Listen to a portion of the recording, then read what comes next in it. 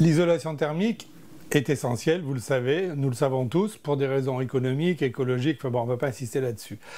Et quand on isole une maison, la première surface à isoler, c'est la toiture, tout simplement, parce que la toiture, elle représente plus de 30%, donc plus du tiers des déperditions de chaleur d'une maison. Bon, on va isoler la toiture, d'accord. Avec quoi? Les isolants traditionnels, laine de verre, laine de roche, mousse de polyuréthane, polystyrène, etc. Ben moi, je pense qu'on peut faire beaucoup mieux aujourd'hui. Et dans le cadre du développement durable, on va utiliser un isolant écologique, un écomatériau.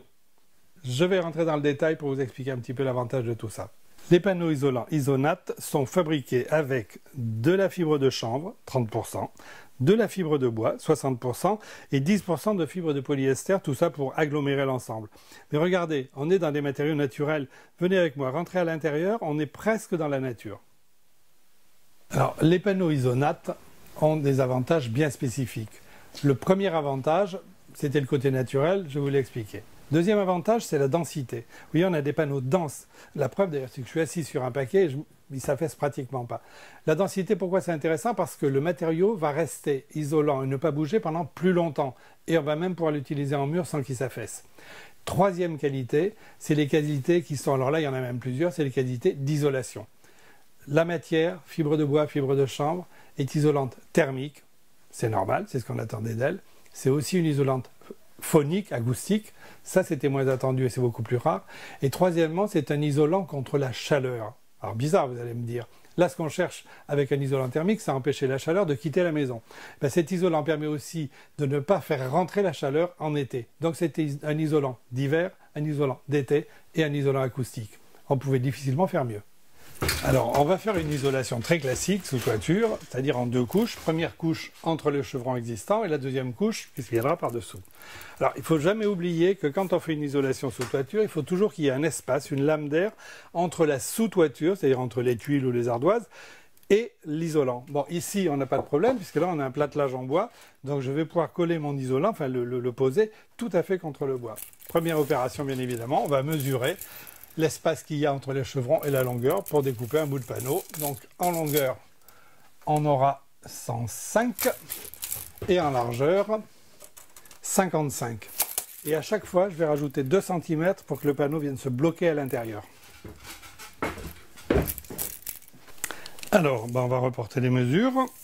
J'avais dit 105, ce qui, avec 2 cm, fait 107.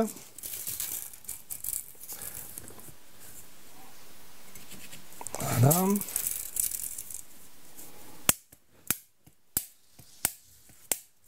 Et là, on va couper. Alors pour couper, on utilise un couteau. Bon, Isonat vend un couteau EasyCut, mais vous pouvez utiliser tout simplement un gros couteau à pain, un couteau à dents. Alors, regardez, c'est extrêmement facile à couper.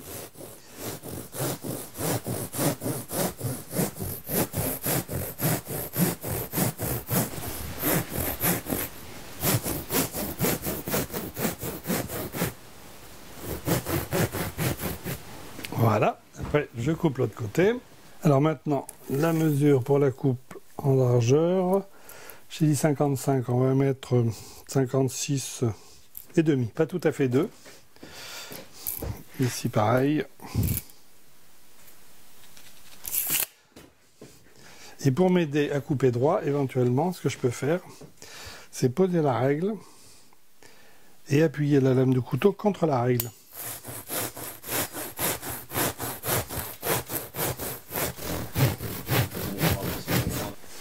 Allez, on va passer à la pause. Avant ça, je prends des lunettes, parce que bien qu'il y ait peu de poussière, c'est pas la peine de s'abîmer les yeux.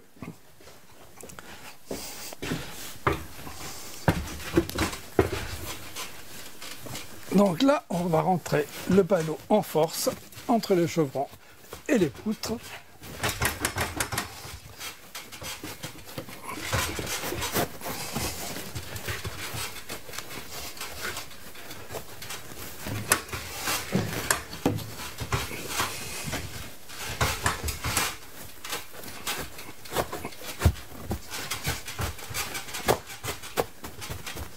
Regardez, ça tient tout seul et ça isole parfaitement.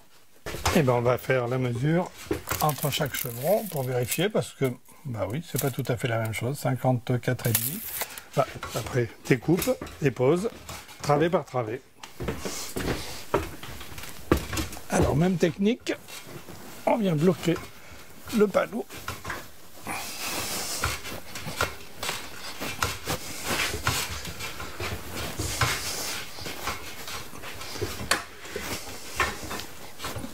Donc le centimètre et demi ou deux en trop fait que le panneau se bloque parfaitement entre les chevrons.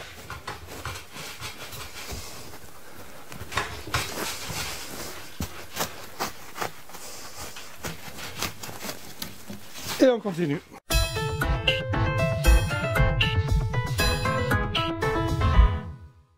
Bon, donc là j'ai démarré la deuxième travée. Et comme vous le remarquez, le panneau fait 1,20 m, la travée est un peu plus large, donc il y a un trou. Et ben on va le boucher, c'est très simple. Il suffit de découper un petit morceau de panneau et de venir l'emboîter. Alors toujours pareil, hein, dimension un peu supérieure. Et comme le matériau est dense, je bloque les panneaux l'un contre l'autre. Et j'ai une isolation continue et parfaite. C'est facile.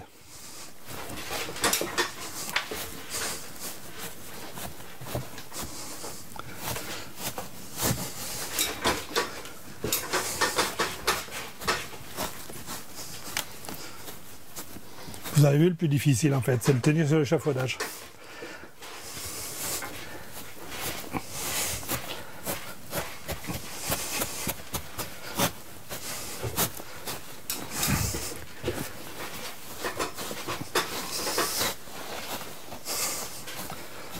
Voilà, et le même problème, on va couper une petite bande et la poser. Donc la première couche entre chevrons fait nécessairement 80 mm d'épaisseur, puisque les chevrons ont 80 mm d'épaisseur. Pour avoir une isolation sérieuse et qui corresponde à la région, on va rajouter maintenant un panneau de 120 mm. Donc au total, on aura 200 mm et là on aura une isolation parfaite pour le coin. Ce panneau, comment on va le fixer?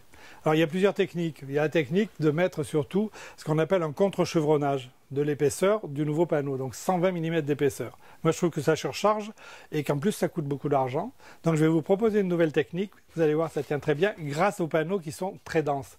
On va venir se fixer sur nos chevrons et je vais fixer les nouveaux panneaux à cheval comme ça, et vous allez voir ça tient tout seul.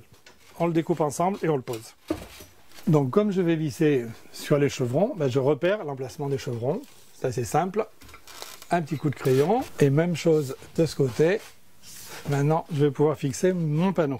Alors pour la deuxième couche, j'utilise les nouveaux panneaux Isonat qui ont un voile de confort. Alors qu'est-ce que ça veut dire?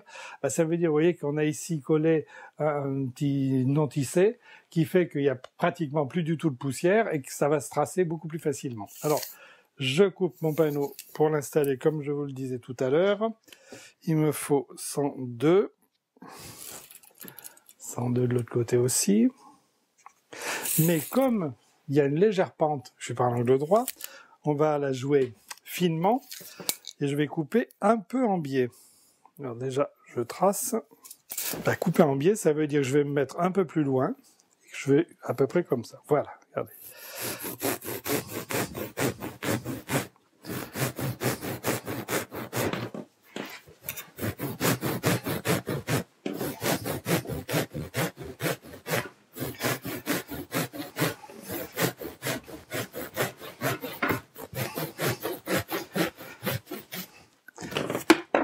Et on va fixer le panneau par vissage. Donc comme je vais le visser sur le chevron, j'ai repéré mon chevron, je vais repérer le centre du panneau, la moitié de 60, ça fait 30, un petit point ici, un par là, un autre ici, et après c'est l'astuce pour fixer sans que ça traverse, puisque je fixe par vissage. On va fabriquer des rondelles en carton. Un carton un peu épais. Quand je dis une rondelle, en réalité, c'est un carré.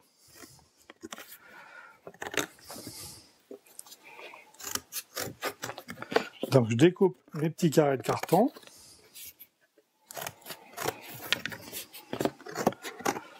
Il m'en faut 3 par panneau.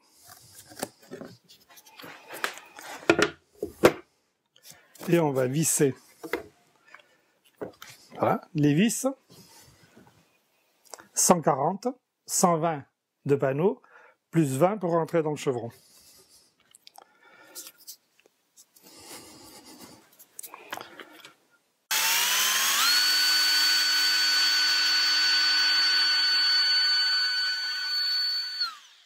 Alors on va prévisser, c'est-à-dire que je vais mettre déjà les vis dans le panneau.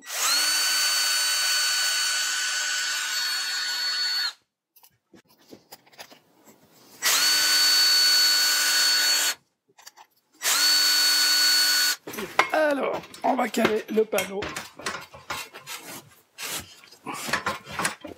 centré évidemment sur le tracé. Et là, il suffit de visser. Voilà.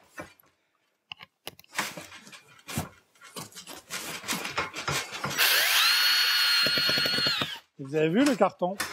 Il empêche la vis de traverser le panneau. Alors, on va continuer. Je vais poser les panneaux les uns derrière les autres, enfin les uns à côté des autres, en vérifiant à chaque fois, bien évidemment, l'espacement et l'emplacement du chevron. Sinon, je n'arriverai pas à visser. Alors là, pareil. Le but étant d'avoir des panneaux parfaitement jointifs, bien évidemment, pour qu'on ait une vraie isolation. Isolation continue. Alors, pour boucher le trou là que j'ai laissé tout à l'heure, c'est pas compliqué. Un morceau de panneau découpé un petit peu plus grand et rentrer en force, comme d'habitude.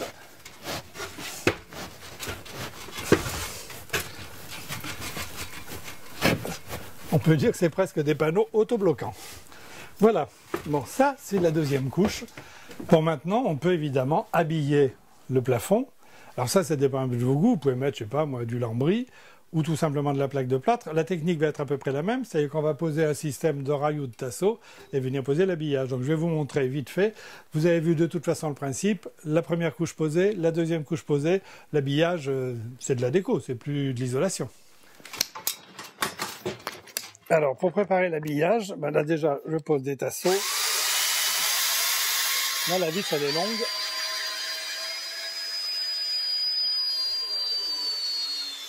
Alors, ma vis, elle est longue parce qu'elle fait 120 d'épaisseur du panneau, plus le tasseau, plus un peu d'accrochage, donc c'est une vis de 160. Bon.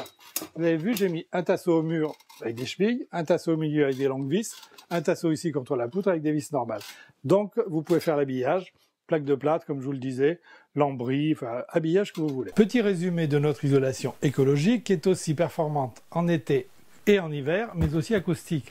Donc là, j'ai utilisé pour la première couche des panneaux. Vous vous souvenez, c'est fibres de chanvre et fibres de bois mélangées. Première couche, 80 mm d'épaisseur entre les chevrons, elle est bloquée, c'est assez traditionnel. Deuxième couche, là on est en 120 mm d'épaisseur. On vient sur les chevrons, enfin sous les chevrons en réalité. J'ai vissé directement dans le chevron pour éviter de mettre un contre-lattage que je trouvais trop lourd et un peu compliqué. Là-dessus, je fixe des lithos, tout simplement. Pourquoi? Pour fixer éventuellement un habillage. Et tout ça pour obtenir à la fin, peut-être ça, c'est-à-dire votre plafond en plaque de plâtre et vous avez un plafond fini prêt à peindre.